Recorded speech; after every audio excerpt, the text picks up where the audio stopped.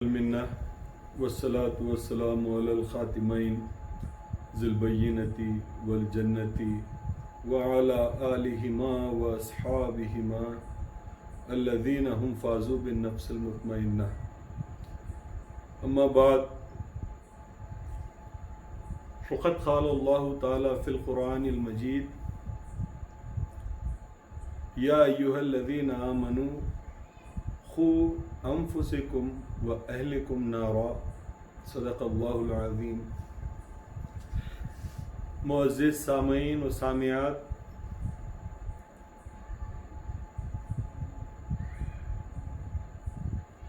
اپنی بات میں شروع اپنے آقا امامنا مہدی موعود علیہ السلام کی کے ایک واقعے کے ساتھ کرنا چاہوں گا کہ ایک مرتبہ حضرت شاہ نظام رضی اللہ تعالی عنہ نے امامنا کی خدمت میں حاضر ہو کر کہا کہ میرا جی بیوی بچوں کی وجہ سے ذکر فکر میں مشکل ہو رہی ہے، دشواری ہو رہی ہے، اگر آپ اجازت دیں تو میں بیوی بچوں کو چھوڑ کر آ جاتا ہوں. تو مہدی موعود علیہ السلام نے ان کے جواب میں فرمایا، بھائی نظام، جنت میں اکیلے مت جاؤ، اپنے بیوی بچوں کا ہاتھ پکڑ کر جاؤ. اور اس آیت کریمہ کی تلاوت کی کہ یا ایھا الذین آمنوا، اے ایمان والو، قوا انفسکم، اپنے آپ کو دوزخ کی آگ سے بچاؤ، واہلکم نارا، نہ صرف اپنے آپ کو بلکہ اپنے اہل و عیال کو بھی دوزخ کی آگ سے بچاؤ.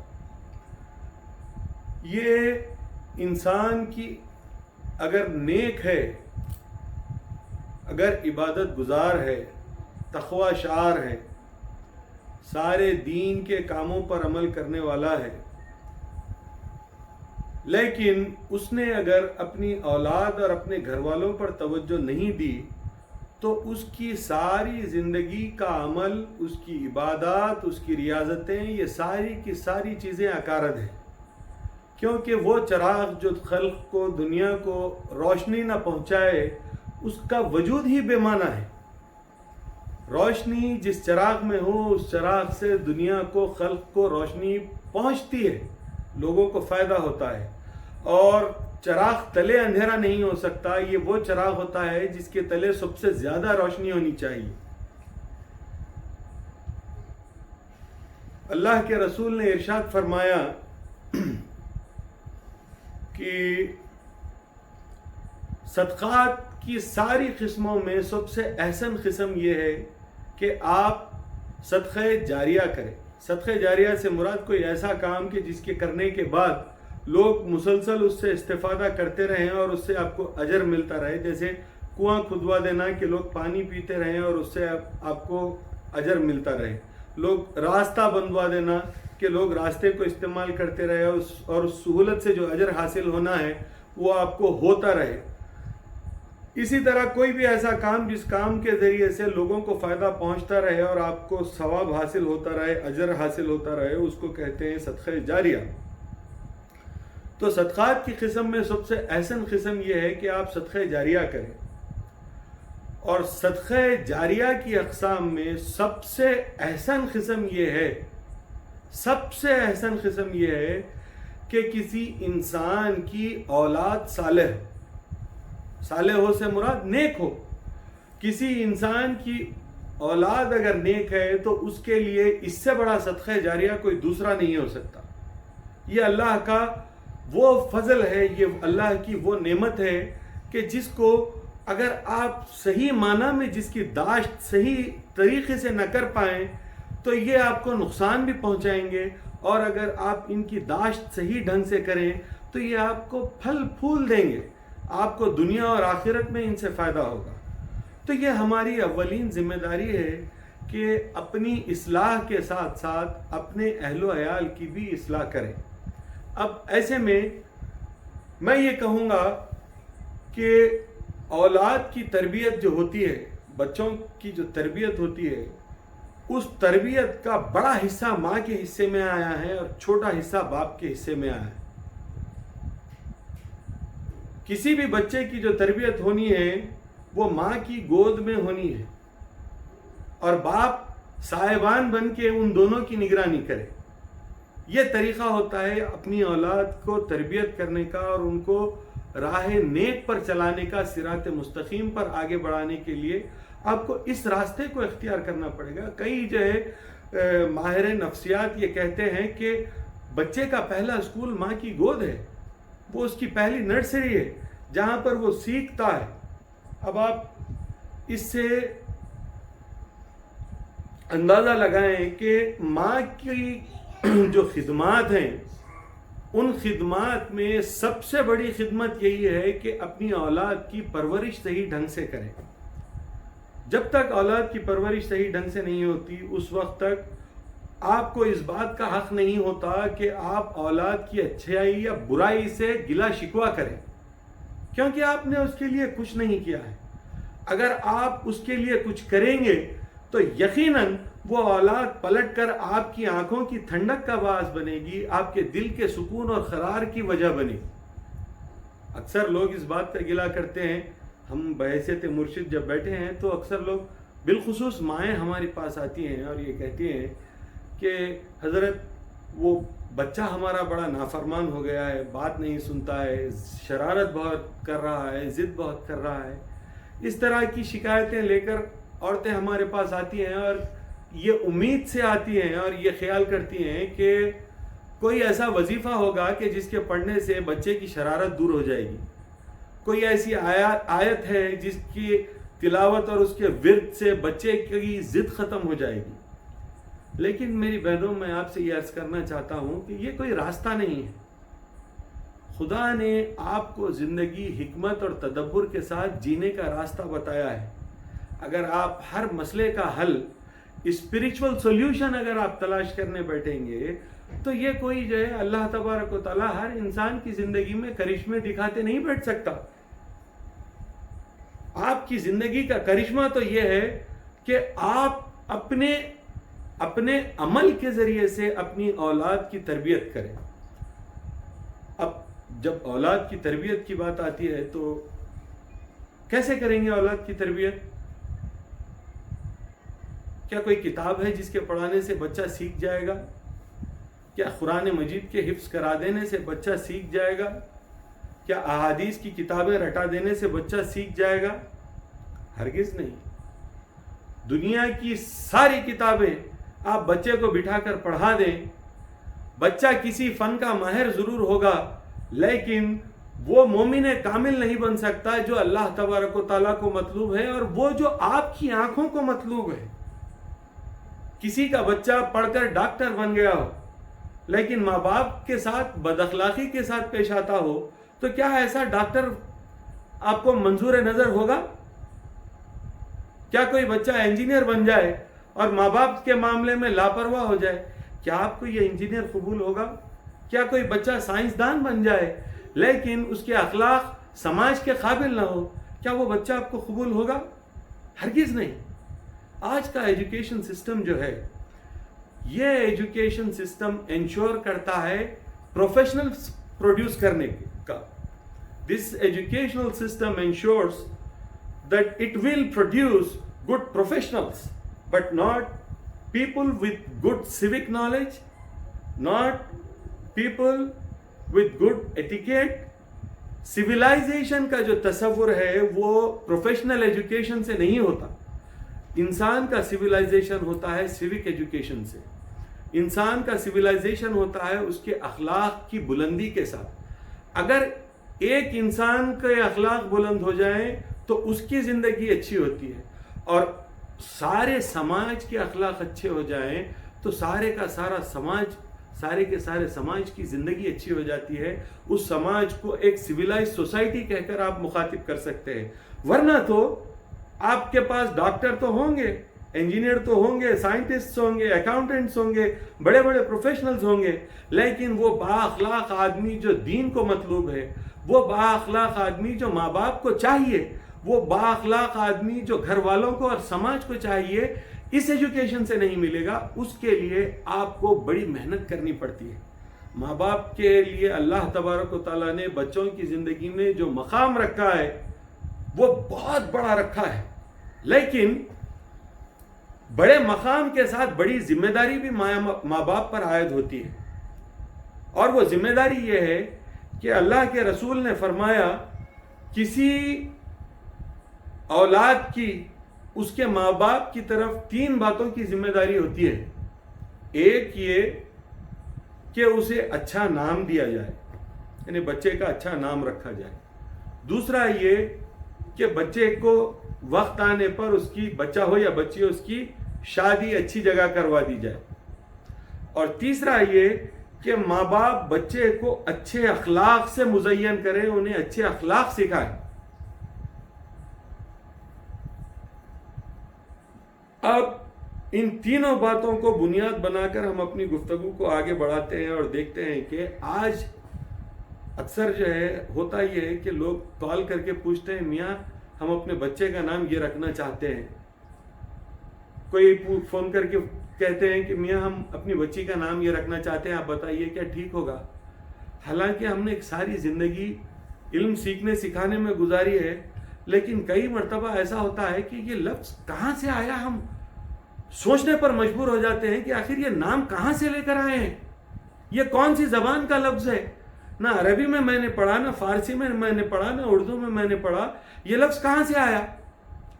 تو معلوم یہ ہوا جب میں نے دریافت کیا تو لوگ مجھے بتائے کہ انٹرنیٹ پر گوگل کرتے ہیں مسلم نیمز، تو جب مسلم نیمز گوگل کرتے ہیں تو ایک پوری لسٹ آ جاتی ہے جس کے اندر ترکی نام، افغانی نام، افریقن نیمز، ہر جگہ کی اپنی اپنی زبان کے حساب سے جو بھی نام مسلمانوں کے ہیں وہ سارے کے سارے نام نکل کے آتے ہیں، اور اس میں سے کوئی ایک نام کا انتخاب کر لیا جاتا ہے اور بچے کا وہ نام رکھ دیا جاتا ہے۔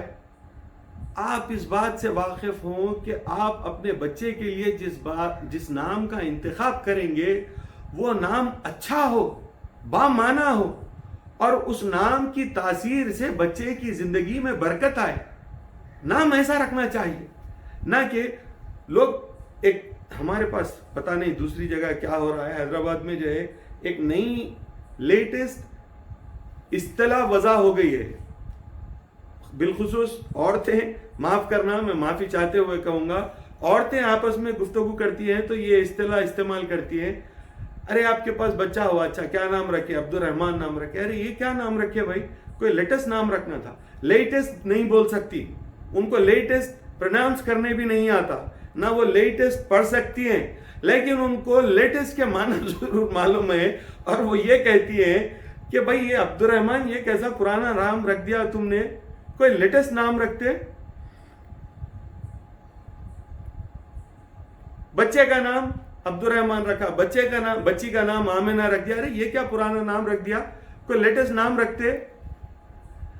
میری ماں، میری بہنوں، میری بیٹیوں، اس بات کی طرف توجہ کرو کہ لیٹسٹ نام رکھو گے تو لیٹسٹ نام کی تاثیر کے ساتھ بچے کے اخلاق بھی لیٹسٹ ہوں گے یا نہیں ہوں گے؟ لیٹسٹ نام کی جب تاثیر آئے گی، میں بچپن سے ایک نام جو ہے سنتے آیا، وہ ہمارے پاس، خیر جانے دیجئے لوگ پرسنل لے لیں گے تو میں نام نہیں لینا چاہتا، ایسے کئی نام جو ہم نے ہندوؤں میں دیکھے وہ آج مسلمانوں میں ہیں، ایسے کئی نام جو ہمارے دین سے جس کا کوئی تعلق ہی نہیں ہے، ایسے نام مسلمان رکھے جا رہے ہیں۔ تو میری گزارش یہ ہے بالخصوص خواتین سے کہ اس بات کا خیال رکھیں کہ اپنے شوہر کو بچے کا ایسا نام منتخب کرنے پر مجبور نہ کریں جو ہمارے کسی بزرگ کے نام سے نہ ملتا ہو، ہمارے دین سے نہ ملتا ہو، جس میں ہمارے دین کی برکت شامل نہ ہو، جس کے ذریعے سے خدا تعالیٰ کی استعانت ہم کو حاصل نہ ہو۔ ایسے ناموں کے رکھنے کی خواہش اپنے شوہروں سے نہ کرے، اور شوہروں کو میں یہ نصیحت کروں گا کہ آپ خود اس راستے پر نہ جائیں۔ بیوی آپ کی اگر اس بات کا تقاضا کرتی ہے تو آپ اپنے دین کے حوالے سے یہ کہیں کہ اللہ کے رسول نے فرمایا ہے بچے کا نام اچھا رکھو، بچے کا نام اچھا رکھو۔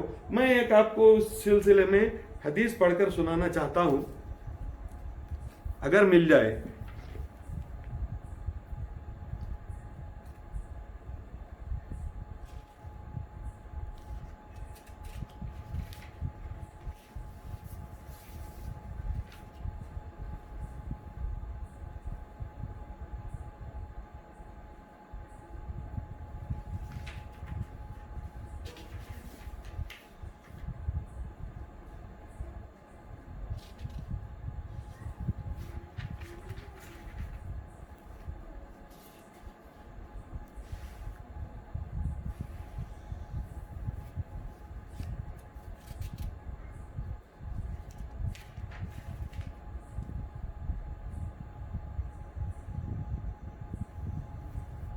چلیے میں آپ کو حدیث پڑھ کر سنانا چاہتا تھا،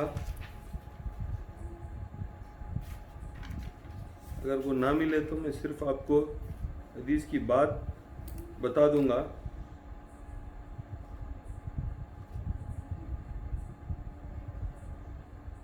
کہ اللہ کے رسول نے نام حزن رکھنے سے منع کیا۔ حزن اس کا مطلب غم کا ہوتا ہے، حزن یعنی غم۔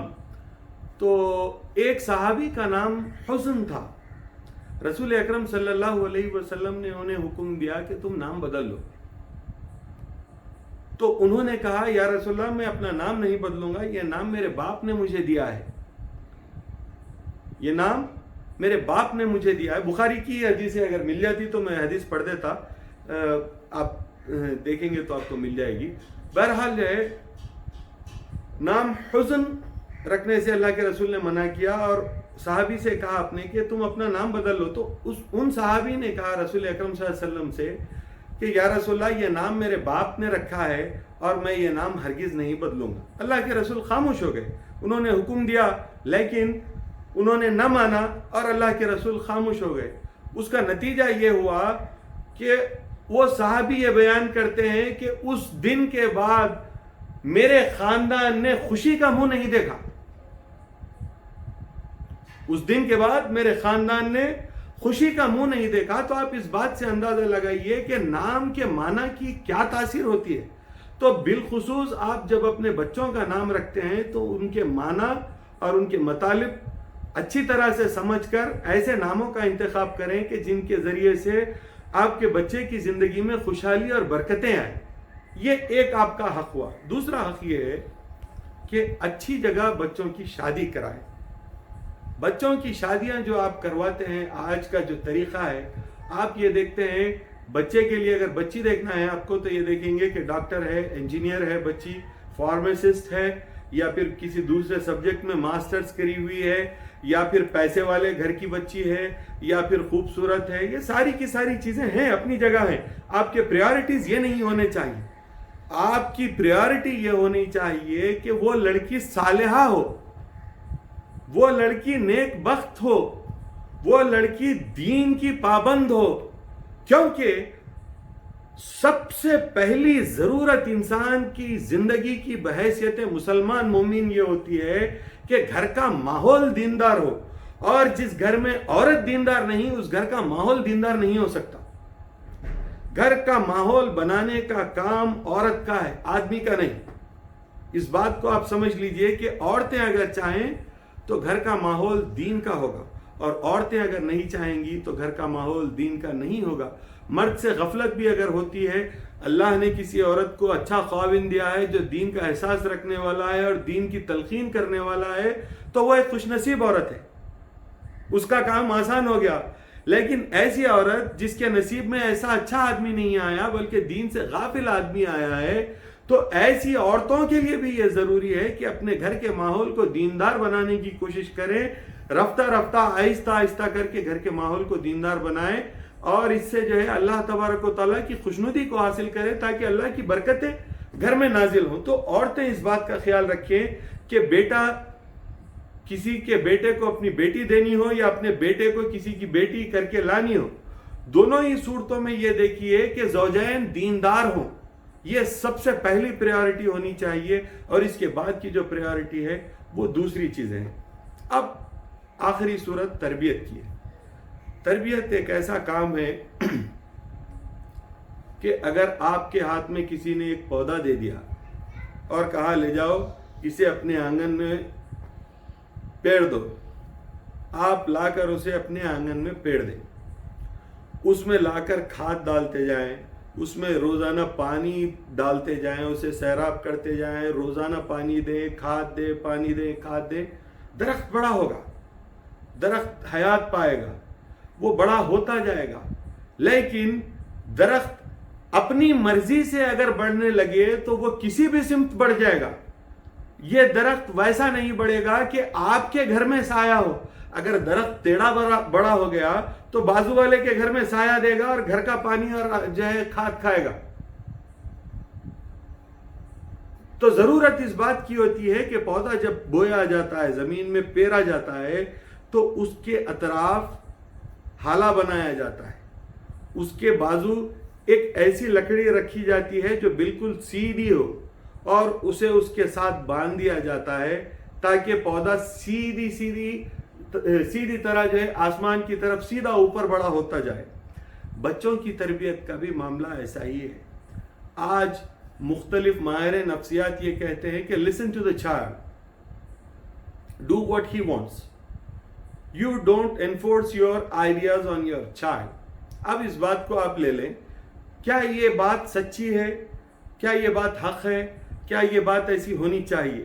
اس کا میں آسانی کے ساتھ ایک دو مثالوں کے ذریعے سے آپ کو یہ بات سمجھانا چاہتا ہوں، اور سمجھا دوں گا انشاءاللہ کہ مغربی ممالک میں تو شاید ایسا نہیں ہوتا ہوگا، اور آج کل اتنی پیسے کی بہتات ہو گئی ہے کہ ہندوستان میں بھی ایسا نہیں ہوتا، لیکن میری عمر کے جو لوگ ہیں وہ اپنے بچپن کی طرف اگر پلٹ کر دیکھیں تو ایسے بہت سارے بچے دکھ جائیں گے، یا پھر آج بھی گاؤں میں کہیں آپ جائیں گے تو ایسے بچے دکھ جائیں گے جو زمین میں مٹی پر کھیلتے ہیں، زمین میں مٹی پر کھیلتے ہیں۔ ایک بیماری ہوتی ہے جس میں بچہ مٹی کھاتا ہے، ایک بیماری میں بچہ مٹی کھاتا ہے۔ اگر آپ کی آنکھوں کے سامنے آپ کی اولاد مٹی اگر کھا رہی ہے تو کیا آپ اسے کھانے دیں گے؟ ہرگز نہیں۔ دنیا کی کوئی ماں، دنیا کا کوئی باپ اپنی اولاد کو اپنی آنکھوں کے سامنے مٹی کھانے نہیں دے گا۔ اس کا ہاتھ جھٹکے گا، اسے نصیحت کرے گا، ڈرائے گا، دھمکائے گا، لیکن مٹی کھانے سے باز رکھنے کی کوشش کرے گا۔ اس دنیا میں ہر 2 قدم پر ایسے حالات پیدا ہوتے ہیں کہ آپ کا بچہ بچپن سے لے کر جوانی تک کے سفر میں ہر قدم پر مٹی کھانے کا موقع اسے آتا ہے۔ اگر آپ اسے مٹی کھانے سے منع کریں گے نہیں، اگر آپ اسے یہ نہیں سمجھائیں گے کہ مٹی کھانا بری بات ہے اور مٹی کھانے سے تجھے نقصان ہوگا، تو وہ بچہ مٹی کھاتا رہے گا، مٹی کھاتا رہے گا۔ اگرچہ کہ زمین میں نظر آنے والی جو مٹی ہے وہ مٹی کا اثر کچھ دیر میں جسم سے ختم ہو جائے گا، لیکن سماج کی نفسانی برائیوں کی جو مٹی ہے، اگر بچے کو وہ کھانے کی عادت پڑ جائے تو وہ عادت کیسے چھڑائیں گے؟ اس کے جسم سے اس کے اثرات کیسے چھڑائیں گے؟ آپ غور کیجئے، بچے کی مرضی کا کام کرنے کی اگر عادت ہو جائے گی تو آپ بچے کے سربراہ یا بچے کے ولی نہیں، بلکہ بچہ آپ کا حاکم ہو جائے گا۔ وہ بچپن سے اگر اپنی مرضی، چلیے ہمارے پاس مٹی کھانے والے بچے ہیں، یورپین ممالک میں یا ویسٹرن کنٹریز میں بچے جو ہے چھوٹے کھلونوں سے کھیلتے ہیں جب، تو اس بات کا خیال رکھا جاتا ہے کہ کوئی چیز بچہ منہ میں نہ ڈال لے، نگل نہ جائے، جو چیز کھانے کی نہیں ہے وہ نہ کھائے، بچے کو روکنا پڑتا ہے۔ بلکہ بچوں کو وہاں پر جتنی پابندیاں سکھائی جاتی ہے، ہمارے پاس کا بچہ کار میں بیٹھے گا، اس کا دل چاہے تو سیدھی طرف سے اتر جائے گا، اس کا دل چاہے تو بائیں طرف سے اتر جائے گا، لیکن مغربی ممالک میں جو ہے روڈ کی سائڈ کی ونڈو بھی لاک ہوتی ہے اور روڈ کے سائڈ کا ڈور بھی لاک ہوتا ہے، نہیں کھولتے۔ بچے کو اس بات کی وہ بات سمجھا دی جاتی ہے۔ ہمارے پاس مغربی ممالک میں بچے کو یہ سمجھایا جاتا ہے کہ بیٹا تمہیں پیچھے جو ہے پیچھے کی سیٹ پر بکٹ میں بیٹھنا ہے، وہ جو سیٹ پر بکٹ لگائی جاتی ہے بچوں کو بٹھانے کے لیے، اس میں بیٹھنا ہے۔ وہ سال بھر کے اندر یا 1.5 سال 2 سال کے اندر کا بھی بچہ ہے اگر، تو پیچھے کی بکٹ میں جا کے بیٹھ جائے گا، باپ سے یا ماں سے شکوہ شکایت نہیں کرے گا۔ لیکن آپ ہندوستان کے بچے سے پوچھیں گے تو 6 مہینے 8 مہینے کا بچہ یہ کہے گا باپ مجھے اپنی گود میں لے کر کار چلا۔ ہمارے پاس کا بچہ جو ہے اسٹیئرنگ پکڑ کے کھڑے ہو جائے گا۔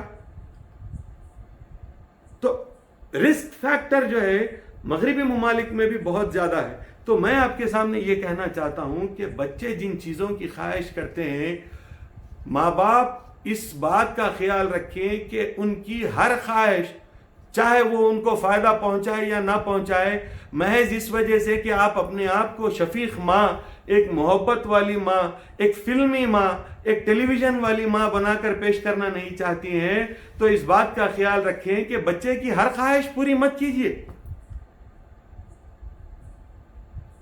جس چیز سے بچے کو نقصان ہوتا ہے اس چیز سے آپ کو اسے روکنا چاہیے. کریئر کے معاملے میں بھی میں یہی بات کہوں گا کہ بچے کو یہ معلوم نہیں ہے کہ اس کے لیے کون سی چیز فائدہ مند ہے اور کون سی چیز نقصان دہ ہے. بچہ یہ نہیں جانتا کہ اس کے لیے کیا اچھا ہے.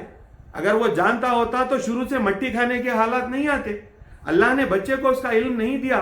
بچے کو اللہ تبارک و تعالیٰ نے ایک صلاحیت دی. وہ صلاحیت یہ ہے کہ وہ اپنے ماحول میں دیکھ کر سیکھے گا. بچہ اپنے ماحول میں دیکھ کر سیکھے گا اور ماحول میں اگر آپ اس کی اچھائیاں فراہم کریں گے تو وہ اچھائیاں سیکھے گا اور اگر برائیاں فراہم کریں گے تو وہ برائیاں سیکھے گا. اپنے آپ میں بچے کی اپنی ذاتی کوئی فکر نہیں ہوتی. اس کی فکر وہی ہوتی ہے جو فکر آپ نے اس کے ذہن میں ڈالی ہے. تو ایسے خیالات کہ بچے کو کوئی کریئر کی طرف جو ہے انکریج کیا جاتا ہے. یہ اور بات ہے کہ جب ہوش میں آ جائے بچہ اور اپنی مرضی سے کسی کریئر کو ریجیکٹ کر کے دوسرے کریئر کی طرف جانا چاہتا ہے, that is well and fine. لیکن جب بچہ آپ کے ہاتھ میں محتاج ہے, بچہ نابالغ ہے اور اسے سمجھ میں نہیں آتا کہ کون سے راستے پہ جانا چاہیے, تو ماں باپ کا کام ہے انہیں ڈائریکشن بھی دیں, موٹیویٹ بھی کریں, انکریج بھی کریں اس راستے پر آگے بڑھنے کے لیے. آگے بڑھنے کے بعد اگر اس کا انٹرسٹ بدل جاتا ہے تو that is well and fine. ایک ٹنڈولکر بننے کے لیے شاید 1 لاکھ بچوں نے اپنا کریئر خراب کر لیا ہوگا. اگر آپ یہ کہیں گے کہ اگر بچے کی دلچسپی کرکٹ میں ہے تو اسے چھوڑ دو, وہ بڑا ہو کے سچن ٹنڈولکر بنے گا. ارے سچن ٹنڈولکر ایک بنا ہے, اس سچن ٹنڈولکر کے خواب کو لے کر لاکھوں بچے ہوٹل میں میز پر کپڑا پوچھ رہے ہیں. کیا یہ اچھا ہوا؟ یہ بہت غلط راستہ ہے. آپ کو بچے کو یہ بتانا پڑے گا کہ کس راستے پر چلنے سے اس کی زندگی کامیاب ہے اور کس راستے پر چلنے سے اس کی زندگی ناکام ہے. اللہ تبارک و تعالیٰ نے اسی اسلوب کو اختیار کیا, نہ صرف اپنے بندوں کو یعنی آدمی انسان بڑے انسان کو, بلکہ جب آپ کی تربیت کے لیے اللہ نے جو راستے کو اختیار کیا تو آپ بھی اپنے بچے کی تربیت کے لیے وہ راستہ اختیار کیجئے. اسے اپنے حال پر چھوڑ دینے کے بجائے اس کی نصیحت کیجئے, اس کی رہنمائی کیجئے. اب نصیحت اور رہنمائی جو کرنی ہے یہ کیسے کریں گے؟ ہمارے پاس کا ایک کلچر ہے, خاص طور پہ مائیں وہ چاہتی ہیں کہ بچہ کلاس میں ٹاپ کرے. کیسے کرے گا بچہ؟ کلاس میں ٹاپ کیسے کرے گا؟ ہال میں ٹیلی ویژن چالو ہے اور آپ یہ چاہتے ہیں کہ بازو کے روم میں جا کر بچہ پڑھتا بیٹھے. کیا بچہ کلاس میں ٹاپ ایسے کرے گا؟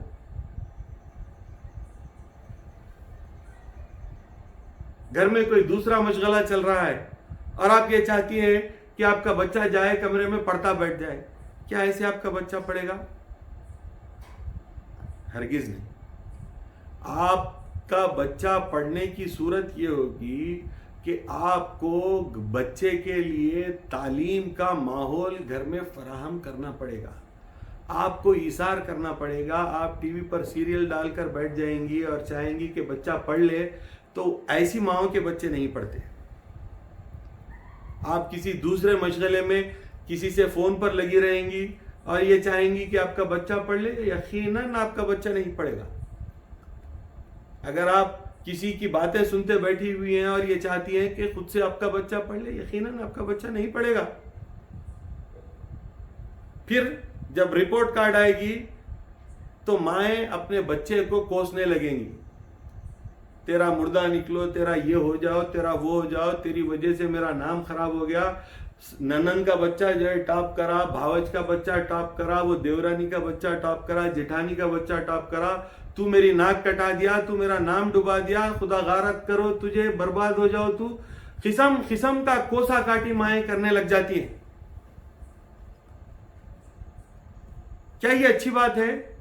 اور یہ خاص طور پہ میں یہ بات کہنا چاہتا ہوں کہ آپ پڑوسی کے ساتھ اچھے اخلاق رکھتے ہیں, کام کی جگہ پر اچھے اخلاق رکھتے ہیں, دوست احباب میں اچھے اخلاق رکھتے ہیں, قوم برادری میں اچھے اخلاق رکھتے ہیں, لیکن آپ کے اچھے اخلاق کا سب سے زیادہ حقدار اگر کوئی ہے تو وہ آپ کا اپنا گھر ہے. بیوی کے لیے اس کا شوہر اور بچے ہیں, سسرال کے لوگ ہیں, جو بھی اس کی امیڈیٹ فیملی ہے, وہ اس کے اچھے اخلاق کے مستحق ہیں سب سے زیادہ. شوہر کے لیے بھی وہی بات ہے کہ اس کی امیڈیٹ فیملی جو ہے اس کے اچھے اخلاق کی مستحق سب سے پہلے وہ ہے. اچھے اخلاق کب سیکھے گا بچہ؟ آپ بچے سے یہ کہیں گی کہ تیرا مردہ نکلو, بچہ اسکول میں جا کے کہے گا, کسی اور سے کہے گا, چار کے بیچ میں کہے گا, محفل میں کہے گا. اب جو جملہ آپ نے کہا ہے وہی جملہ وہ بھی کہے گا, تیرا مردہ نکلو. اچھا, پھر مائیں شرمندہ بھی ہو جاتی ہیں جب بچے اس طرح کی کوئی باتیں محفل میں کر دیتی ہیں. ناک کٹا دی بے ایمان, تو نے لوگوں کے سامنے ایسی بات کہہ دی, میں شرمندہ ہو گئی. ارے تو کہتی نہیں تو شرمندہ کیسے ہوتی؟ اگر تو یہ بات کہیں نہ ہوتی پہلے سے تو شرمندہ کیسے ہوتی؟ بچے, اگر آپ کو کسی گھر کا ماحول کیسا ہے معلوم کرنا ہے, آج آپ کے پاس, آپ کے لیے میں ایک فارمولا دے رہا ہوں, ایک ٹیسٹ دے رہا ہوں, ایک لٹمس پیپر ہے, سمجھیے آپ. یہ کسی گھر کا ماحول کیسا ہے اگر آپ کو اس بات کا اندازہ لگانا ہے تو آپ کو اس گھر کے لٹمس پیپر کو چیک کرنا پڑے گا, لٹمس ٹیسٹ کرنا پڑے گا. اور اس گھر کا لٹمس ٹیسٹ یہ ہے کہ آپ اس گھر کے بچوں کے طور طریقے کو دیکھیں تو آپ کو یہ معلوم ہو جائے گا کہ اس گھر کے بڑے ایک دوسرے کے ساتھ کیسے پیش آتے ہیں. مائیں بچوں کو بدوا دیتی ہے, باپ اپنے بچوں کو کوسا کاٹی کرتے ہیں. ارے یہ کوئی طریقہ ہے؟ کوئی دشمن سے کے ساتھ بھی ایسا سلوک نہیں کرتا. بچہ اگر شرارت کر رہا ہے تو بچہ ہے, شرارت کرے گا. بچہ نہیں تو کیا بوڑھے کریں گے شرارت؟ بچہ شرارت کرے گا. لیکن کیا اس شرارت پر مائیں کوسا کاٹی کریں گی؟ اور اس کوسا کاٹی کا کیا نتیجہ ہوتا ہے میں وہ بھی آپ کے سامنے عرض کرنا چاہتا ہوں. دیکھیے, آپ سن رہی ہیں, لیکن میں اس بات کا آپ کے سامنے وضاحت کرنا چاہتا ہوں کہ سامعین میں مجھے اس بات کا اندازہ ہے کہ سب ایک ہی قسم کے ماحول کی عورتیں نہیں ہوں گی, ہر قسم کے ماحول کی عورتیں ہیں. آج میں جو دیکھ رہا ہوں اپنے سماج میں, جو میرے پاس کیسز آتے ہیں, اکثر اور بیشتر اس طرز کی ہیں. تو جو نہیں کرتی ہیں ڈونٹ ٹیک اٹ پرسنل, لیکن جو کرتی ہیں you definitely take it personal and try to improve, try to change. Unless you try to change, nothing is going to help you. Your child is never going to be an obedient son. Your daughter is never going to be an obedient child. And you will never find peace in your life unless you change.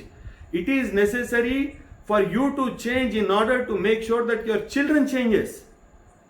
Whatever wrong they are doing, if you want them to stop and start doing right things, then you first start doing right things. That is the only way that you can change your children. تو اس کی ایک میں مثال آپ کے سامنے بخاری کی ایک حدیث کے ذریعے سے آپ کے سامنے جو ہے رکھنا چاہتا ہوں کہ یہ جو مائیں اور باپ اپنی اولاد کے حق میں کوسا کاٹی کرتے ہیں تو اس کا کیا نتیجہ ہوتا ہے. بخاری کتاب المظالم میں یہ حدیث آپ کو مل جائے گی. حضرت ابو ہریرہ رضی اللہ تعالیٰ عنہ روایت کرتے ہیں, رسول اللہ صلی اللہ علیہ وسلم نے فرمایا, بنی اسرائیل میں ایک جریج نامی شخص تھا, وہ نماز پڑھ رہا تھا. اس کی ماں آئی اور اسے آواز دی, لیکن اس نے جواب نہ دیا اور دل میں کہا نماز پڑھوں یا اس کا جواب دوں. پھر اس کی ماں آئی اور کہا یا اللہ اسے اس وقت تک موت نہ دینا جب تک کہ یہ کسی فاحشہ عورت کے معاملے میں ملوث نہ ہو. جریج ایک دن اپنی عبادت خانے میں تھا. ایک عورت نے کہا میں جریج کو پھانس لوں گی. وہ اس کے سامنے آئی اور اس سے گفتگو کی اور دعوت گناہ دی, لیکن اس نے انکار کیا. وہ اس پر ایک چرواہے کے پاس گئی اور اپنے آپ کو اس کے حوالے کر دیا. چنانچہ اس نے ایک بچہ جنا اور اسے جریج سے منسوب کر ڈالا. لوگ جریج کے پاس آئے, اس کا عبادت خانہ توڑ کر اسے باہر نکال دیا اور اسے برا بھلا کہا. جریج نے وضو کیا اور اس نے نماز پڑھی. پھر اس لڑکے کے پاس آیا اور کہا بچے تمہارا باپ کون ہے؟ اس نے کہا فلاں چرواہا تو لوگوں نے جریج سے کہا ہم تمہارا عبادت خانہ سونے کا بنا دیں گے، اس نہیں ویسا ہی مٹی کا بنا دو۔ دیکھیے اس حدیث کے ذریعے سے آپ کو ایک اللہ کے رسول نے نصیحت بتائی، وہ یہ ہے کہ ایک ولی صفت آدمی جو شب و روز اپنے خدا تعالیٰ کی عبادت میں گزارتا ہے، وہ عبادت میں تھا، اس کی ماں نے اسے پکارا۔ اب اس میں دو طرح کے میسیجز ہیں، ایک تو بچے کی ذمہ داری اور دوسری ماں کی ذمہ داری، دونوں باتیں ہیں، لیکن آج ہم بچے کی ذمہ داری پر گفتگو نہیں کریں گے کیونکہ آج کا ہمارا موضوع سخن وہ نہیں ہے۔ آج ہم ماں کی غلطی کی طرف توجہ دلانا چاہتے ہیں کیونکہ آج ہمارا خطاب خواتین سے ہے۔ تو میں یہ عرض کرنا چاہ رہا ہوں کہ ایک ایسے آدمی کو اس کی ماں نے آواز دی، وہ اپنی ماں کی آواز پر اس وجہ سے متوجہ نہیں ہوا کہ خدا تعالیٰ کی عبادت میں تھا، اس کی ماں نے فوری غصے میں آ کے اسے کوس دیا۔ کس نے کوسا؟ ایک ولی صفت آدمی جس کی زندگی شب و روز خدا تعالیٰ کی عبادت میں گزرتی ہے، ایسے آدمی کو عبادت کرنے پر اس کی ماں نے اپنی آواز پر متوجہ نہ ہو کر عبادت کرنے پر کوسا۔ آپ کس کس بات پر کوستی ہیں اپنے بچوں کو؟ شرارت پر، کھیلنے پر، ضد پر، وہ ساری برائیاں ہیں جو آپ کو بری دکھتی ہیں، ان برائیوں پر آپ اپنی اولاد کو کوستی ہیں۔ لیکن وہاں پر اس ماں نے بچہ ماں کی آواز کا جواب نہیں دیا بلکہ نماز پڑھتا رہ گیا، اس وجہ سے ماں نے اپنے بیٹے کو کوسا۔ اس کا نتیجہ یہ ہوا، کوسا کہ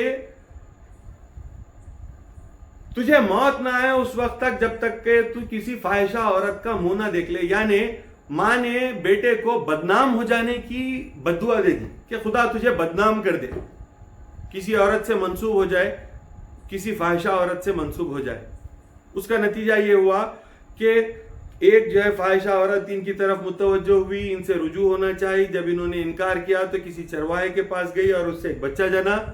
پھر اس بچے کا الزام آ کر جو ہے اس ولی صفت آدمی پر لگا دیا اور لوگ ان کا عبادت خانہ توڑ کر انہیں برا بھلا کہنے لگے۔ لیکن اللہ کو اس کی مدد کے لیے آنا پڑا اور اس معصوم بچے کی زبان سے اس بات کی گواہی اللہ تبارک و تعالیٰ نے دلائی کہ نہیں، یہ میرا باپ نہیں، وہ چرواہا میرا باپ ہے۔ کیا آپ ایسی آزمائش میں اپنی اولاد کو ڈالنا چاہیں گی؟ چھوٹی چھوٹی بات پر بچے نے ہوم ورک نہیں کیا، تو برباد ہو جاؤ، تیرا مردہ نکل جاؤ، پڑھ نہیں رہا ہے، میری زندگی برباد کر رہا ہے۔ ارے یہ کس طرح کی باتیں ہوتی ہیں؟ اگر ان بدواؤں میں سے 1% بدوا بھی خدا تعالیٰ قبول کر لے تو آپ تصور کیجئے آپ کی نظروں کے سامنے آپ کے بچوں کا کیا اثر ہوگا۔ 1%، یہ تو بچوں کی زندگی پر آپ کی بددعا کے راست اثر کی بات ہے۔ آپ کا بچہ آپ کو دیکھ کر اخلاق سیکھ رہا ہے۔ آپ اس بات کو سمجھیے کہ اللہ تبارک و تعالیٰ نے بچے کو کورے کاغذ کی طرح آپ کے ہاتھ میں دیا ہے۔ یہ وہ کورا کاغذ ہے جس پر آپ جو چاہیں وہ لکھ سکتے ہیں،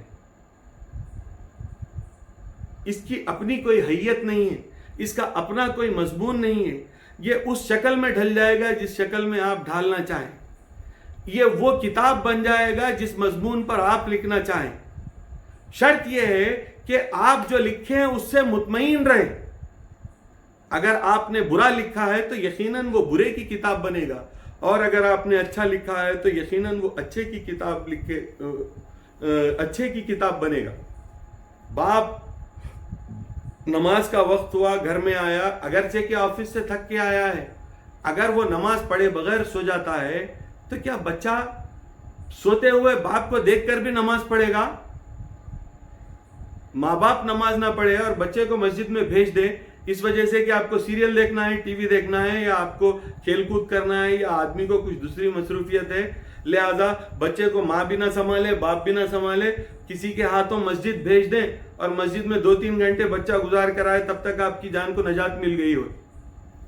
تو یہ تو کوئی راستہ نہیں ہے بچوں کی تربیت کا۔ This is not how you raise your children. You have to lead by example. چاہے جتنا آپ آفس میں تھکے ہوئے ہوں، تھک کے آنے کے باوجود آپ اپنے بچے کا ہاتھ پکڑ کر اپنے بازو کھڑے کر کے نماز کے لیے کھڑے ہو جائیں تو وہ بچہ اپنے باپ کو دیکھ کر یہ کہے گا کہ نماز پڑھنا اتنی ضروری چیز ہے کہ میرا باپ سر کے بال سے لے کر پاؤں کے ناخن تک اتنا زیادہ تھکا ہوا ہونے کے باوجود گھر آ کے نماز کے لیے کھڑا ہو گیا ہے تو یقیناً میں جو گھر میں بیٹھا ہوا ہوں میرے لیے تو یہ اور زیادہ ضروری ہے. تو وہ بچہ پھر باپ کے کہے بغیر نماز کے لیے کھڑا ہو جائے گا. If you lead by example, then you have to face no humiliation, no frustration is going to arise. You will be free of all kind of problems. کوئی کنفرنٹیشن ہی نہیں ہوگا, کوئی پرابلم ہی نہیں ہوگا.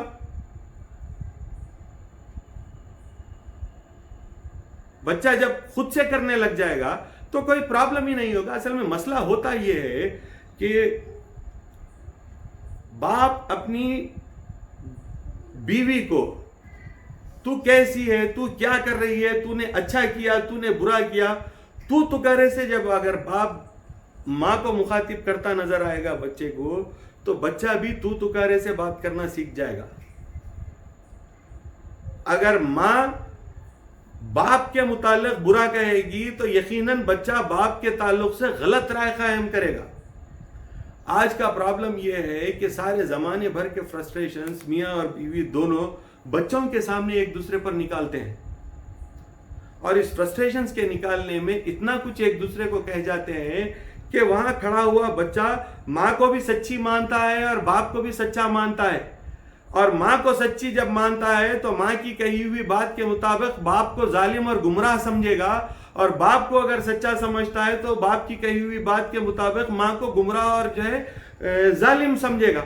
دونوں ہی صورتوں میں ماں اور باپ دونوں ہی نیگیٹو کیریکٹر جب بچے کے سامنے بن جائیں گے تو ان نیگیٹو کیریکٹرز کو دیکھ کر بچہ کیا پازیٹیو زندگی اختیار کرے گا؟ اس کی زندگی کا پرسپشن ہی نیگیٹو ہو جائے گا. تو میں اپنے بھائیوں اور بہنوں سے اس بات کی گزارش کرنا چاہتا ہوں کہ اللہ کے رسول کا گھر بھی گھریلو جھگڑوں سے بچا ہوا نہیں تھا.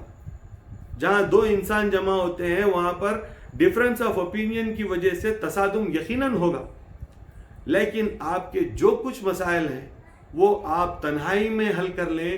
اپنے بچوں کے سامنے ایک دوسرے کے ساتھ بد اخلاق ہرگز نہ ہو.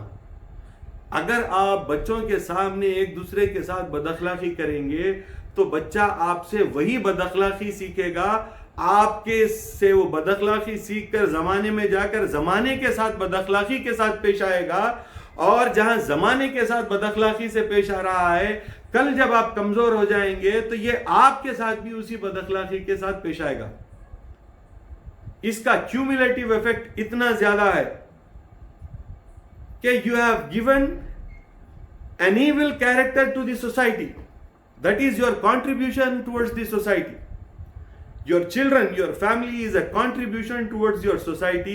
If you raise them to be good people, that is a good contribution. If you raise them to be bad people, that is a bad contribution to the society. تو گھر میں بچہ جو سیکھتا ہے وہ کسی اور سے نہیں سیکھتا, کسی کتاب سے نہیں سیکھتا, بلکہ ماں باپ سے سیکھتا ہے. آج کل بہت برے حالات پیدا ہو گئے ہیں. سیل فون, خاص طور پہ اسمارٹ فون, اگر آپ چاہیں تو it is a gift for you. اگر آپ اس کو مس یوز کرنے لگ جائیں گے تو یہی چیز آپ کی زندگی میں ایک اتنی بڑی زحمت بن جائے گی کہ اس سے پیدا ہونے والے کئی بہت بہت بہت پرابلمس ہیں. میں آپ سے کیا عرض کروں, میں نے اس سیل فون کی وجہ سے عورتوں کے نکاح ٹوٹتے دیکھے, اگرچہ کہ اس عورت میں کوئی برائی نہیں تھی, اگرچہ کہ اس عورت نے کوئی گناہ نہیں کیا تھا, اگرچہ کہ وہ عورت کسی غیر مرد کی طرف مائل نہیں تھی, لیکن محض سسپیشس انداز سے سیل فون کے استعمال کی وجہ سے شوہر نے گمان پر طلاق دے دی. کیا یہ اچھا ہوا؟ کیا اس کے لیے یہ ضروری نہ تھا کہ اپنے شوہر کی مرضی کا خیال کر کے سیل فون سے باز رہتی, اپنے بچے کی طرف توجہ دیتی؟ سیل فون تو دیکھے گی اور چاہے گی کہ بچہ دیندار بڑا ہو, تو یہ کیسے ہوگا؟ اللہ بھی تیری مدد نہیں کرے گا. تو عورت کے لیے یہ ضروری ہے کہ اس کا فوکس اولاد کی طرف ہو، اور جو بچہ پیدا ہوتا ہے وہ بچہ صرف ایک چیز اپنے ماں باپ سے چاہتا ہے. نہ بچے کو کپڑا پہننے کا ہوش ہوتا ہے، نہ بچے کو کھانا کھانے کا ہوش ہوتا ہے، نہ بچے کو کسی اور چیز کا ہوش ہوتا ہے.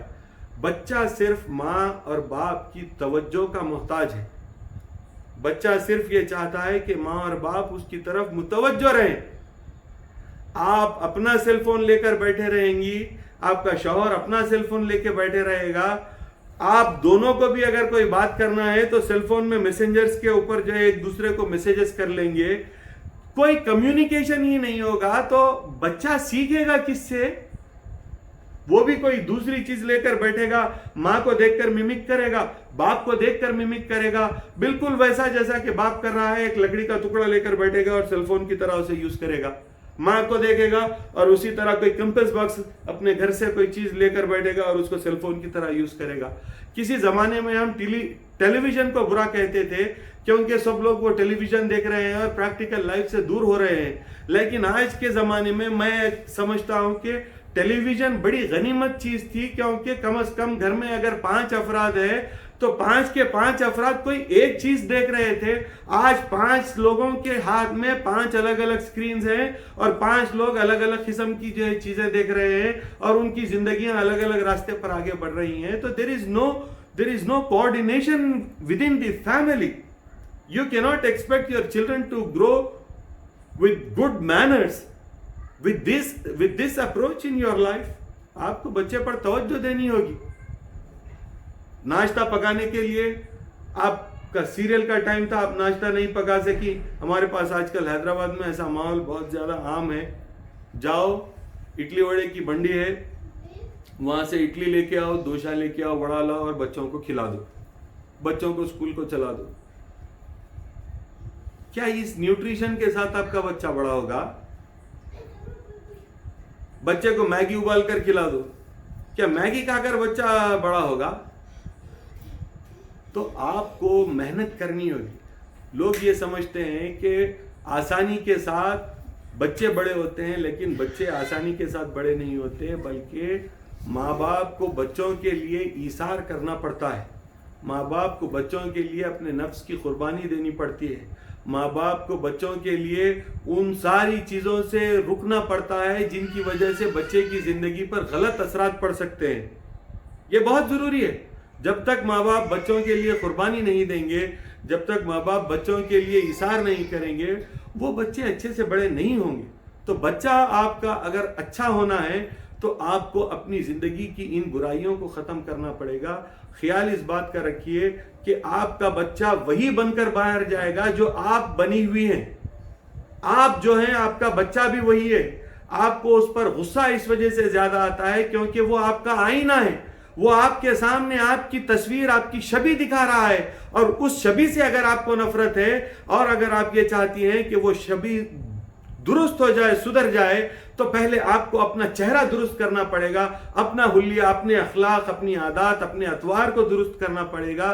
تب جا کے وہ بچے کے اخلاق اور آداب سدھرتے نظر آئیں گے. اس وقت اس آئینے میں آپ کا اچھا چہرہ نظر آئے گا. تب جا کے آپ کے دل کو خوشی ہوگی، آپ کی آنکھوں کو ٹھنڈک ملے گی اور آپ کے دل کو سکون حاصل ہوگا. بچہ آپ کا ویسا بڑا ہوگا جیسا آپ چاہتی ہیں. تو بچہ ویسا بڑا ہوتا ہے جیسا آپ چاہتی ہیں. شرط یہ ہے کہ جیسا آپ چاہتی ہیں ویسا خود آپ بن جائیں، اس کے بعد آپ کا بچہ بھی ویسا بن کے آپ کو بتائے گا انشاءاللہ العزیز. تو اس کے ساتھ میں اپنی گفتگو کو ختم کرتا ہوں. اگر کسی کو کچھ سوال پوچھنے ہو تو you are welcome.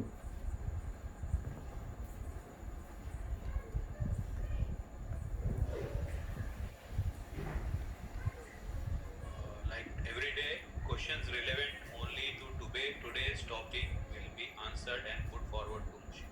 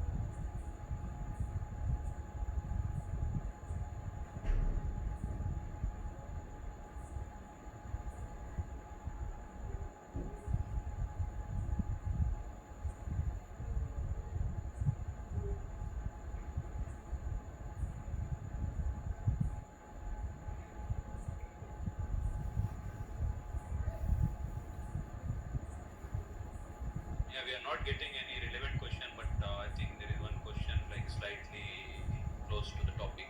I will read it out to you. जी, अब आने शुरू हुए. जी जी जी. तो मेरा ये क्वेश्चन आया है. जी. How parents should marry kids into good family if kids are interested in someone else? You have to try. At least you have to try. All you can do is try. You cannot enforce your thought on your children. You may have a different opinion and your child may have a different opinion just because you haven't raised your child to be obedient. So when it comes to their marriages, you try your level best to make sure that they get married to good people.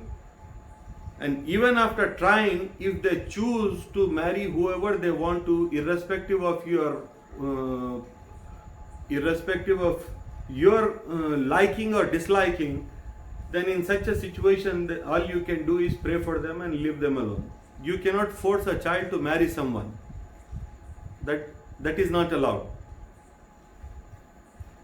After question आया है. जी, अक्सर तरबियत के मामले में मियाँ बीवी में झगड़ा हो जाता है. इसको कैसे हैंडल और सॉल्व करें? उसको हैंडल और सॉल्व करने की वाहिद सूरत यह है कि मियाँ और बीवी सबसे पहले एक पेज पर आ जाए कि बच्चे की तरबियत कैसे होनी चाहिए.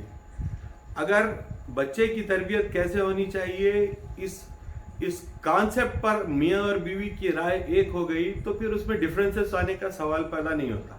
लेकिन अगर किसी मामले में डिफरेंस है भी तो करना ये चाहिए कि मियाँ और बीवी को दोनों को पहले किसी कोने में जाकर किसी तन्हाई में आपस में मशवरा करके किसी एक की राय को फाइनल करना चाहिए. ये डिफरेंस ऑफ ओपिनियन के साथ बच्चे के सामने नहीं आना चाहिए कि भाई अगर शाम का ट्यूशन बच्चे को माँ भेजना चाहती है और बाप नहीं भेजना चाहता तो they have to settle this alone किसी दूसरी जगह पर. बच्चे के सामने ना झगड़ें कि जाए और ना जाए. इस बात पर बच्चे के सामने मत झगड़िए. आपके जो भी डिफरेंसेस हैं आप तन्हाई में उन्हें रिजॉल्व कीजिए. लेकिन जब बच्चे के सामने आएंगे तो एक पेज पर आना पड़ेगा. ये बहुत ज़रूरी है. आज आधे बच्चों की जिंदगियां खराब माँ बाप के झगड़ों की वजह से है. दुनिया के असबाब, दुनिया की हालात और दुनिया के मामलात खुद इतने ज़्यादा हैं जिन पर मियाँ बीवी आपस में झगड़ते हैं. Lastly we don't want Deen to be a reason to fight with each other. as we belong to the same community, as we belong to the same ideology, as we belong to the same religion, at least that is one subject where we don't have to fight with each other. However, how to implement your ideas, there can be a difference of opinion and husband and wife should go somewhere else, settle their dispute and then come clean in front of their children in such a way that they should not put forth any conflict between them. A child should always think of his parents as one unit. Neither mother is a unit nor father is another unit. Together they make a single unit. And if you think that is a single unit, if the child starts thinking that कि माँ बाप एक unit है, his life will become really wonderful, lovable, pleasant life हो जाएगी बच्चे की अगर माँ बाप आपस में झगड़ेंगे नहीं तो. और जिस घर में माँ बाप झगड़ेंगे उस घर के बच्चे ना सिर्फ माँ बाप के दुश्मन बड़े होंगे बल्कि वो बच्चे समाज के भी दुश्मन बड़े होंगे और खुद अपने भी दुश्मन बड़े होंगे. फ्रस्ट्रेटेड बिहेवियर वो बच्चों के मिजाज में आ जाएगा और वो बच्चे नेगेटिविटी के साथ अपनी जिंदगी गुजारेंगे. जो नेगेटिविटी उनमें है वो नेगेटिविटी अपने ऑरा में, अपने माहौल में फैलाएंगे, सबको नेगेटिव बना देंगे जिसका नुकसान सारा समाज उठाएगा. तो कॉन्फ्लिक्ट्स को तन्हाई में सेटल करें. हमारे चचा हैं, उन्होंने जो है बड़ा अच्छा मशवरा दिया. आज के ज़माने में वो बहुत अच्छा मशवरा है अगर कर सकते हैं तो. अगर किसी बात पे मियाँ बीवी में डिस्प्यूट हो जाए, काम ये करो बच्चों को दादी नानी किसी के हवाले कर दो. मियाँ बीवी डिनर के लिए कहीं बाहर चले जाओ, घंटा 2 घंटे आपस में अपनी गुफ्तगू करें प्लेजेंट माहौल में. आपके जो भी डिस्प्यूट्स हैं रिजॉल्व कर लें. जब वापस आए तो come with an idea of one unit as parents. Mother is not different, father is not different. Together they make a single unit. تو اس بات کا خیال رکھیں. Can we please get some reference of parenting from Mehdi Maud alayhi salam's life? مہدی موعود علیہ السلام کی زندگی سے پیرنٹنگ کے کچھ بہت زیادہ ہمارے پاس جو جس طرح کے احادیث اور جس ہر مسئلے میں ہم کو احادیث رسول اکرم صلی اللہ علیہ وسلم کی زندگی سے مل جاتے ہیں، اس طرح ہر مسئلے میں مہدی موعود علیہ السلام نے ہاتھ نہیں ڈالا ہے، یا ان سے ہر مسئلے میں آپ کو روایات اور نقلیات نہیں ملیں گی. سماجی معاملات، نماز، روزہ، زکوٰۃ، حج، یہ جو سارے کے سارے معاملات ہیں، ان معاملات میں مہدی موعود علیہ السلام نے فقہاء کی طرف رجوع کروایا اور کہا کہ ان معاملات میں چاروں مذاہب میں سے جس کسی کے مذہب کو قرآن کے قریب پاؤ اسے اختیار کرو. بندے کو خدا سے ملانے کے لیے دنیا میں بھیجا ہے. مہدی موعود نے فرمایا مارا برائے دیدن یار آفریدان، کہ اللہ نے بندے کو دنیا میں دیدار کروانے کے لیے بھیجا ہے، نہیں تو پھر کیا کام باقی تھا ایسا کہ اللہ نے مہدی کو دنیا میں بھیجا. تو مہدی موعود علیہ السلام did not touch these topics. مہدی موعود علیہ السلام نے عمومی حیثیت سے آپ نے جو درس دیا وہ دیدار اور لقاء خدا تعالیٰ کی طرف ہی تلقین کی ہے. تو ہمارے لٹریچر میں اس طرح کی باتیں کم ہی ملتی ہیں ہمارے پاس کے مہدویہ لٹریچر میں. Due to ignorance, if parents could not bring up their children in Islamic way and they realize it late, how the correction can be done by parents as damage control?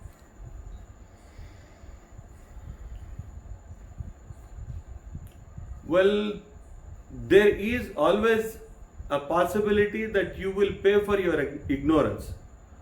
So it is evident that many, even after realizing later on, don't cope up with what they were supposed to do. But still, you can try the day you realize. اور اس کی سب سے بہترین صورت یہ ہے کہ you start working on it on your own. You don't have to convey it to your child. Your child is watching you. He will do what you are doing. If you were ignorant, he will grow up to be ignorant. The day you decide that this ignorance has to end and I should focus on my religion, so to make sure your child come back to your religion, then you come back to your religion. All I can say is when a child is away from the religion, that shows that his parents are away from the religion. If the parents are closer to the religion, it is very rare that a child goes away from the religion. تو بہترین صورت یہ ہوگی کہ جس دن آپ کو اس بات کا احساس ہو گیا ہے کہ آپ کا بچہ دین سے دور جا رہا ہے اور آپ کی غفلت کی وجہ سے دور جا رہا ہے، تو اس دن سے آپ اپنے بچے کو سدھارنے کے بجائے خود کو سدھارنا شروع کر دیجئے. آپ کا بچہ آپ کو دیکھ کر خود سدھر جائے گا. جو مشقت اور محنت آپ اپنے آپ پر کریں گی وہ مشقت اور محنت بچہ آپ کا دیکھے گا. دیکھ کر آج نہیں تو کل نہیں تو پرسوں کبھی نہ کبھی اپنے ماں باپ کی اس جستجو کو یاد رکھے گا، اور اس جستجو کو دیکھ کر یقیناً وہ بھی اپنے دین کے راستے پر آنے کے لیے محنت کرے گا، مشقت کرے گا. لیکن it is better to realise early. جتنا جلدی ریئلائز کریں گے اتنا کم نقصان ہوگا اور لوٹنا اتنا آسان ہو جائے گا. یہ کوشچن ہے raising kids in a foreign country جہاں پہ دیر آر نان مہدوی فرینڈس. جی، this is like now very generic thing. So could you please advise how to raise? it is very simple that you show your children that they are different from others.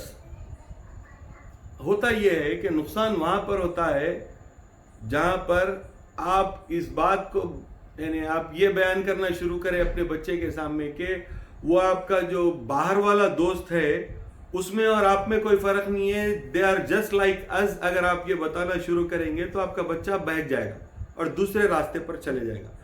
میں اس معاملے میں میری اپنی ذاتی ایک رائے یہ ہے کہ بچوں کو ہندوستان کے ماحول میں پالنے کی بنسبت مغربی ممالک میں اگر پالنا ہے تو وہ زیادہ آسان ہوگا. اس کی ایک ریزن ہے. آپ یہ کہیں گے میاں کا دماغ نکل گیا، یہ ایک عجیب بات کہہ رہے ہیں، لیکن بات ایسی نہیں ہے. اس کے پیچھے ایک بہت بڑی وجہ ہے. اگر آپ نے اپنے بچے کو یہ سمجھایا کہ تم الگ ہو اور یہ لوگ الگ ہیں، تو شیر بکری کی طرح گھاس نہیں کھائے گا، بکری شیر کی طرح گوشت نہیں کھائے گی. کیونکہ بکری کو یہ معلوم ہے کہ اس کی غذا گھاس ہے, شیر کو یہ معلوم ہے کہ اس کی غذا گوشت ہے. تو آپ اپنے بچے کو یہ بتا دیں کہ وہ کون ہے, اور اس کو یہ بتا دیں کہ اس میں اور دوسروں میں فرق ہے, تو وہ بچہ جب سوشلائز کرے گا دوسروں کے ساتھ تو اپنے حدود کو مقرر رکھے گا. جیسے میرے باپ نے مجھے بتایا, آپ یہ نہ سمجھیں کہ میں ایک مرشد ہوں, بیٹھا ہوا ہوں تو یہ بات ہو رہی ہے, ایسا نہیں ہے. میں بھی کالج گیا, میرے بھائی بھی کالج گئے, میرے گھر کے بچے بھی اسکول جا رہے ہیں, پڑھ رہے ہیں. کیا ساری کی ساری دنیا جو ہے آپ ہی سے جڑی ہوئی ہے؟ کیا ہم کو ایکسپوجر نہیں ہے؟ میرے اپنے بھائی نے ایک جملہ میں نے جو پرسوں کہا تھا وہ اسی کا کہا ہوا ہے کہ the difference between a Jew and a Christian is the difference between a Christian and a Muslim and is the same difference between a non-Mahdavi and a Mahdavi. یہ جملہ بچے نے اپنے گریجویشن کے زمانے میں کہا اپنے کلیگ سے دوران سفر, جس سے اس کی اچھی دوستی تھی. ساتھ کھا رہے ہیں, پی رہے ہیں, سارے کام کر رہے ہیں.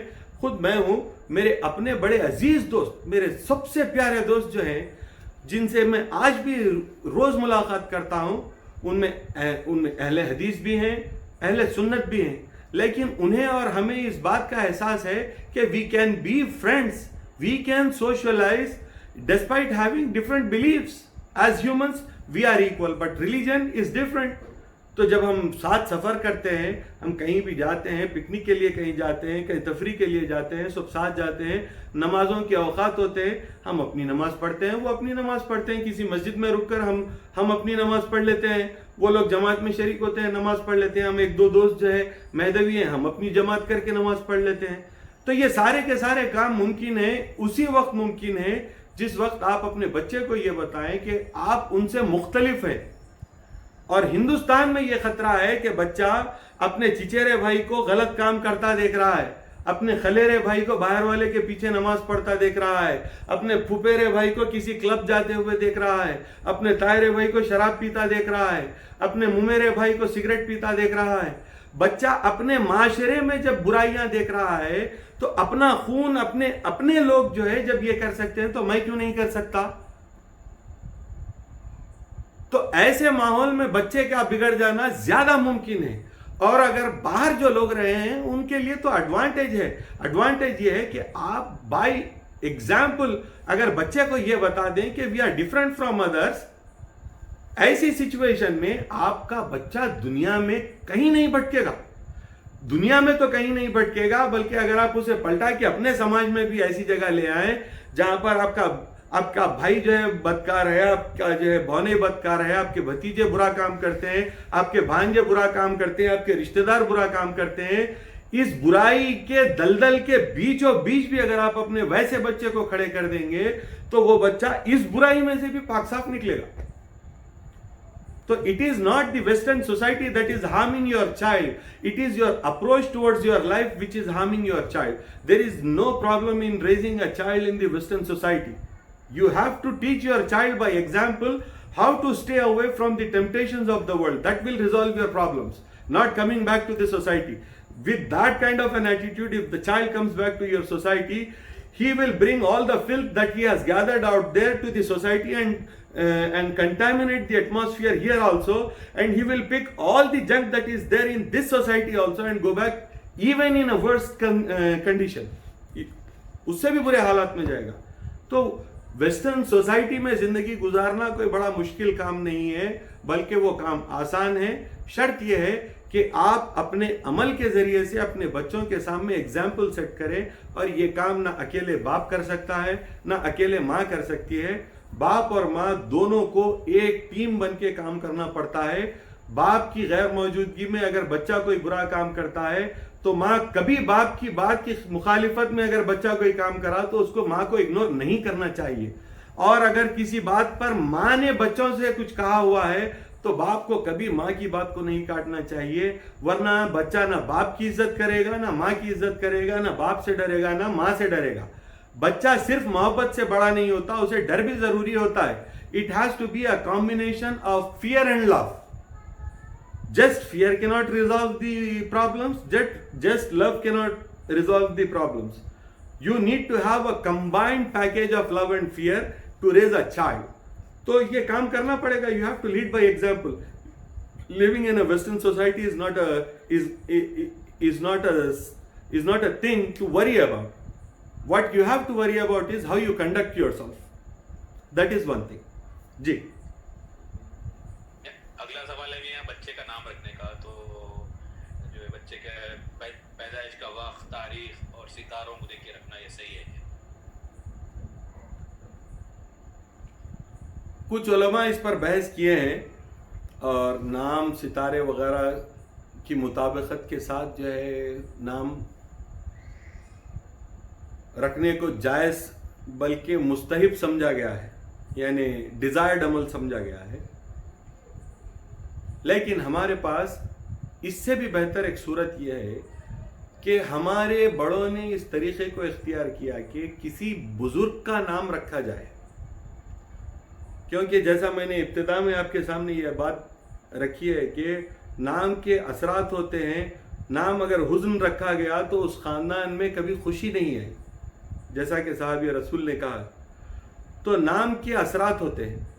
تو ہم اس عقیدے کے ساتھ کہ جس بزرگ کا نام رکھ رہے ہیں اس بزرگ کے نام کے اثرات بچے کی زندگی میں شامل ہوں گے, اس بزرگ کے اوصاف بچے کے اوصاف میں شامل ہوں گے, اس بزرگ کا کردار بچے کے کردار کو متاثر کرے گا.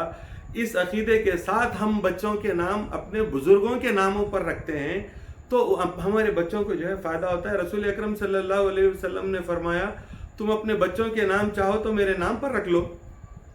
اللہ کے رسول نے فرمایا ہے کہ اگر چاہو تو میرا نام رکھ سکتے ہو اپنے بچوں کے ناموں کی جگہ. صرف کنیت رکھنے سے منع فرمایا ہے کہ ابو القاسم نہ رکھا جائے.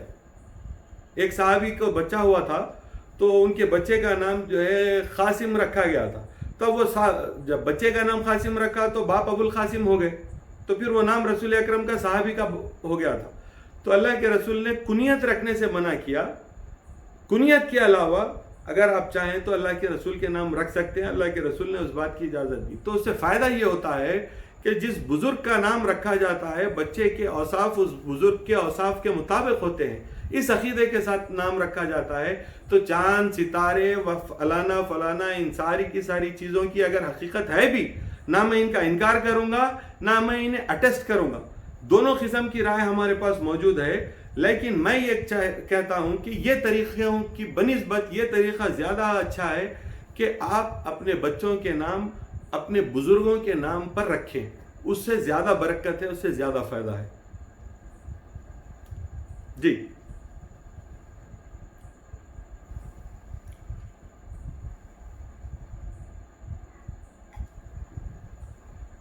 جی اگلا سوال کچھ ہے آپ؟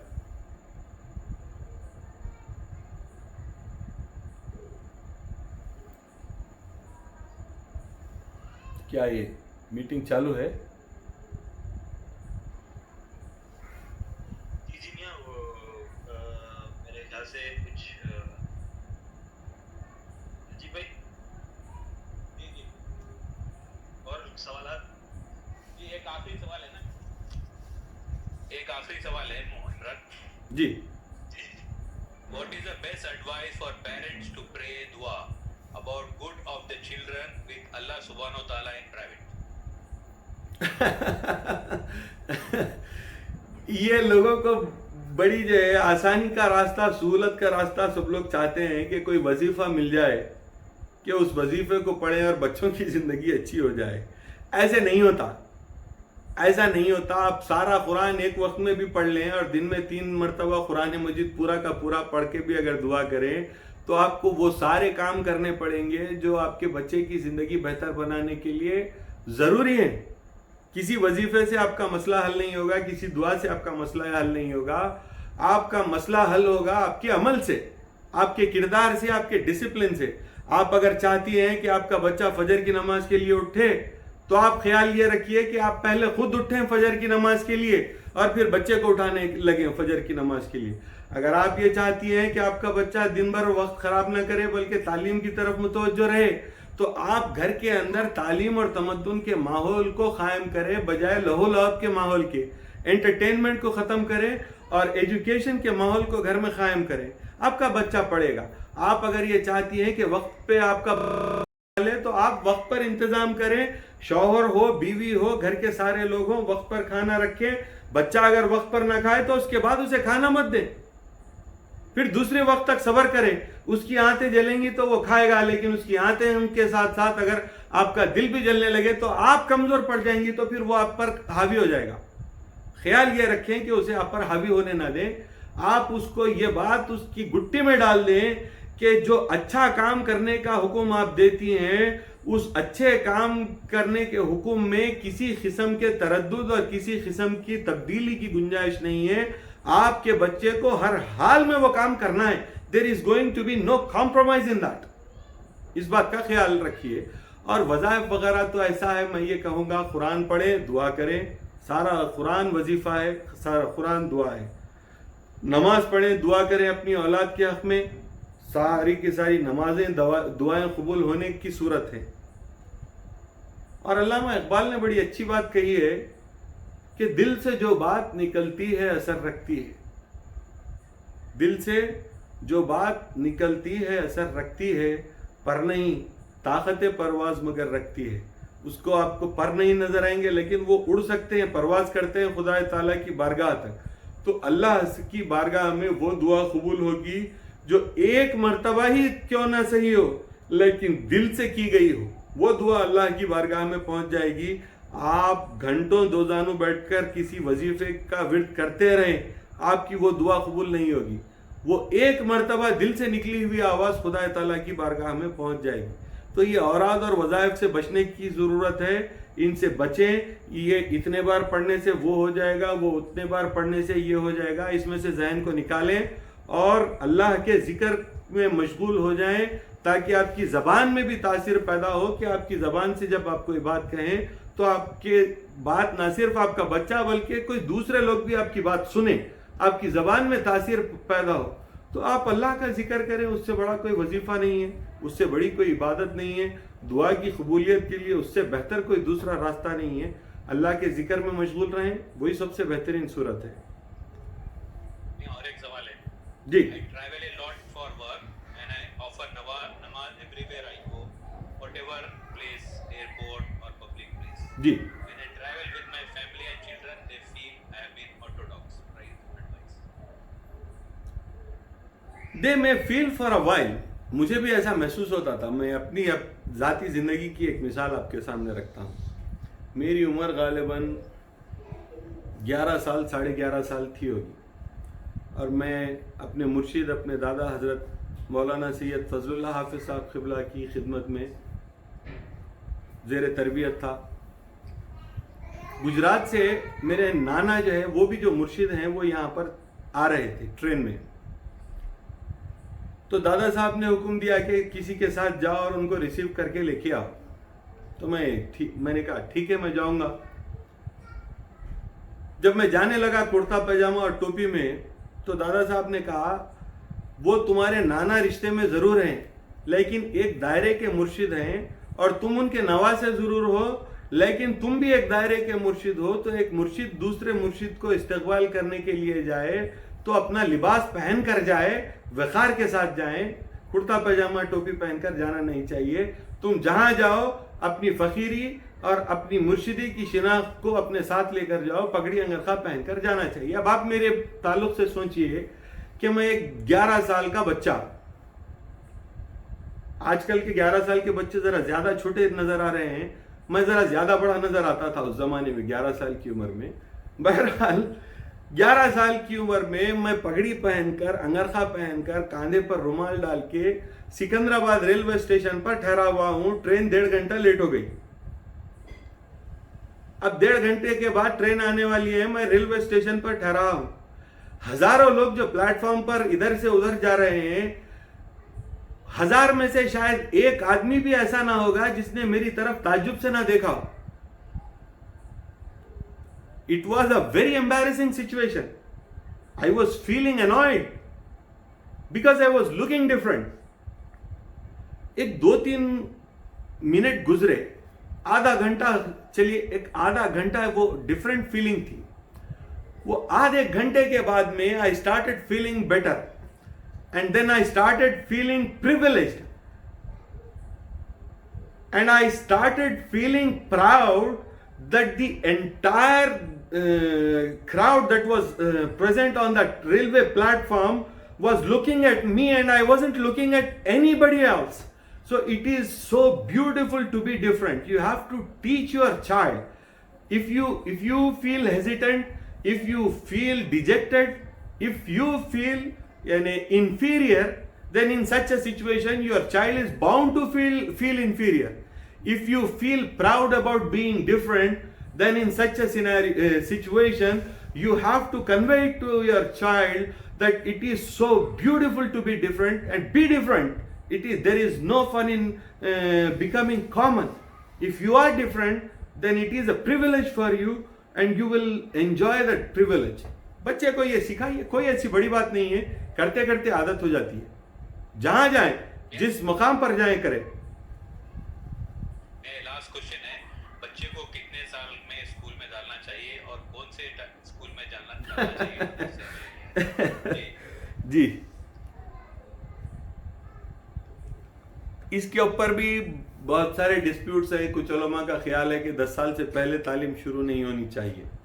کچھ کا خیال یہ ہے کہ چونکہ 7 سال سے نماز فرض ہوتی ہے تو 7 سال کی عمر سے بچے کی تعلیم شروع ہونی چاہیے. لیکن یہ ساری باتیں صحیح نہیں ہیں.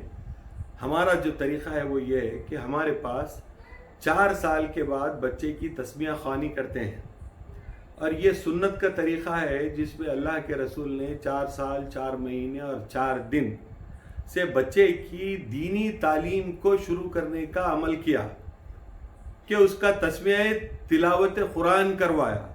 یعنی he started reading Quran with سورہ فاتحہ. تو 4 سال is the right age to start a child's education. I think that is the perfect age to start educating a child.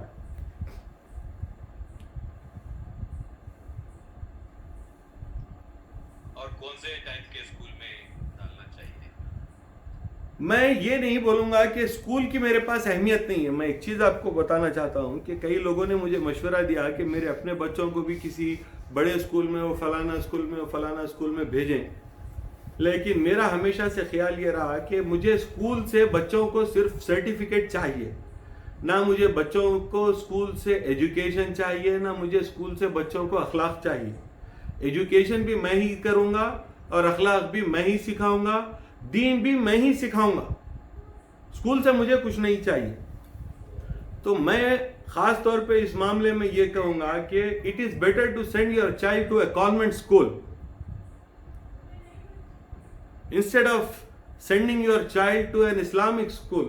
کیونکہ کانوینٹ اسکول میں جا کے آپ کا بچہ کرسچینٹی سیکھے گا تو کرسچن نہیں بن جائے گا. لیکن کسی وہابی کے اسکول میں آپ کا بچہ جائے گا تو وہابی ضرور بن جائے گا، کیونکہ اس کے اور آپ کے کلمے میں فرق نہیں ہے، اس کے اور آپ کی نماز میں فرق نہیں ہے، اس کے اور آپ کے طریقوں میں دین میں کوئی فرق نہیں ہے. تو آپ کا بچہ یہ سمجھے گا کہ مجھے بھی ان جیسے ہونے میں کوئی پرابلم نہیں ہونا چاہیے، تو آپ کا بچہ ان جیسا ہو جائے گا.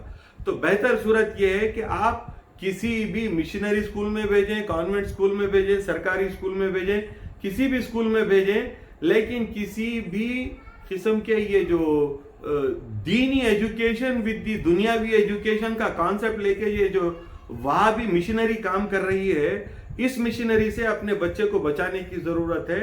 آپ اسکول کو بچے کو صرف دنیاوی تعلیم حاصل کرنے کے لیے بھیجیں. دینی تعلیم اور تربیت کا انتظام بچے کا آپ اپنے گھر میں کریں تاکہ بچہ ویسا بڑا ہو جیسا کہ آپ کو مطلوب ہے. ورنہ بڑا ہو کہ وہ وہاں بھی اسکول میں بھیجیں گے تو وہاں بھی بن جائے گا، اہل حدیث اسکول میں بھیجیں گے تو اہل حدیث ہو جائے گا، جماعت والوں کے اسکول میں بھیجیں گے تو جماعتی ہو جائے گا. تو جس کسی اسکول میں بھیجیں گے آپ، وہ لوگ اپنے مکتب فکر کا درس اسے دیں گے. آپ یہ نہ سمجھیں کہ ارے اس میں کیا بات ہے، بیچارے کو صرف نماز سکھائیں گے، کلمہ پڑھنا سکھائیں گے. ایسا نہیں ہے. نماز اور کلمہ سکھانے کے درمیان وہ لوگ اپنا نظریہ، اپنا عقیدہ انفیوز کرتے رہیں گے بچے کو، اپنی زبان سے جو کہتے رہیں گے وہ بات آپ کے بچے کے کان میں پڑتی رہے گی اور اسے گمراہ کرتی رہے گی. تو بہتر یہ ہے کہ آپ کسی سرکاری اسکول میں بھیجیں, پرائیویٹ اسکول میں بھیجیں, کانوینٹ اسکول میں بھیجیں, کسی کرسچن مشنری کے اسکول میں بھیجیں, مجھے پرابلم نہیں ہے اس سے. لیکن یہ دین اور دنیا ملا کے جو اسکولز بنے ہوئے ہیں, ان اسکولز میں آپ اپنے بچوں کو مت بھیجیں, یہ آپ کے بچوں کو نقصان کریں گے.